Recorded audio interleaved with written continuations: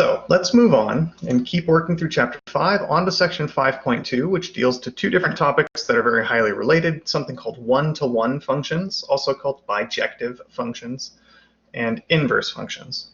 Okay, the term bijective you won't really see in this book, but you might see it in later courses.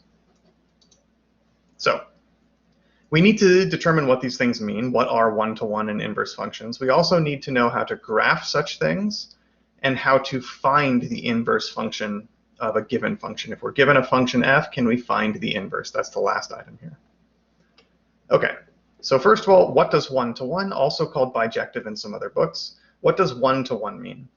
Okay, if any two different inputs are guaranteed to give two different outputs, that's what bijective means. If you take an x1 and x2 and they're actually different from each other, and you plug them into the function, if you know you're going to get out different outputs, that's what it means to be one-to-one. So just from these little diagrams here, okay, the first one is one-to-one. This input gives this output, this input gives this one gives this one, and they're all different from each other. This second one is not one-to-one because I have two inputs that correspond to the same output. So it's possible to plug in two different things and get out the same thing. That is not one-to-one. The third one isn't even a function because one input is somehow supposed to give two different outputs. And remember, a function, one input always gives one output. Okay, so the term one-to-one just means if you plug in two different things, you are guaranteed to get out two different things. So determine which of the following have this property. So we are now mapping ages to cholesterol counts. So does this represent a one-to-one mapping or a one-to-one function? No, there are two separate inputs, 41 and 53, that both map to the same output. So this is not one-to-one. How about when it's listed in the following way? Remember, the first coordinate is your input and the second coordinate is your output. Can you find two inputs with the same output? No. Okay, the inputs are -3, which goes to 5, and nothing else goes to 5. -2 goes to 3, and nothing else goes to 3. Okay, the fact that 2 goes to -3 is fine. That's a different number altogether. -1 gets sent to 1, but nothing else does, and so forth. Okay, so there's each output, each second coordinate only appears once. So this is one-to-one. Now, if you're looking at the graph of a function, there's a nice convenient way to check. I just want to remind you that when we are looking at graphs, the vertical line test told me if it's a function. So if a vertical line intersects the curve at most once, that's how you can tell it is a function. That's the vertical line test. The horizontal line test is different. Okay? If every horizontal line intersects it at most once, then it's one-to-one.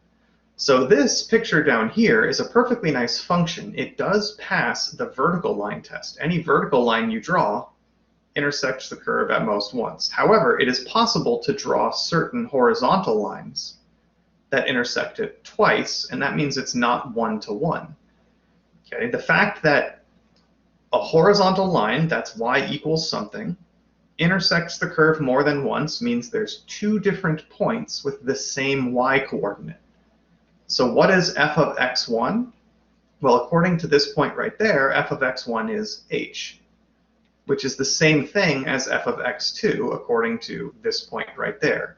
So f of x1 equals f of x2 even though those were two different points down in the domain.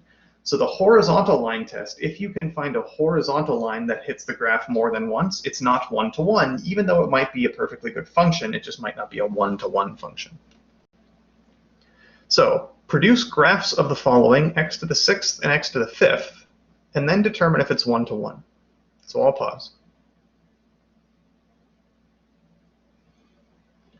So x to the 6th graphs like this, and you can find lots and lots of horizontal lines that intersect twice. So it is not one-to-one.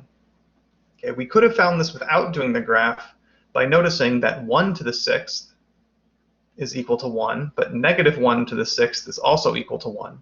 So I have two different outputs, -1 and 1, with the same, sorry, two different inputs, -1 and 1. but with the same output, 1. So it's not a one-to-one function. What about x to the 5th? Well, here it does pass the horizontal line test, and therefore it's a one-to-one function.